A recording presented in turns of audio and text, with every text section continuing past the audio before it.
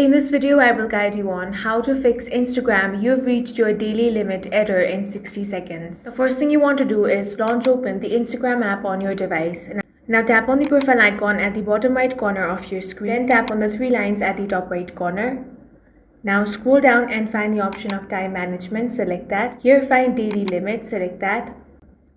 If you have set your daily limit, then you simply want to tap on the off option.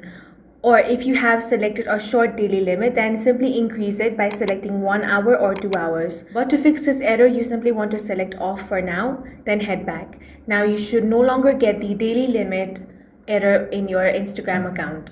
If you're still getting this error, then you simply want to wait for a few hours. Next, you want to update the app. So for that, head over to Play Store or App Store. Now tap on the search bar and here you want to search for Instagram. If you find an update option, tap on that and update the app to the latest version. Now open the application and this issue should be fixed. That's all for this video. If you found it useful, make sure to hit the like button and subscribe for more videos like this.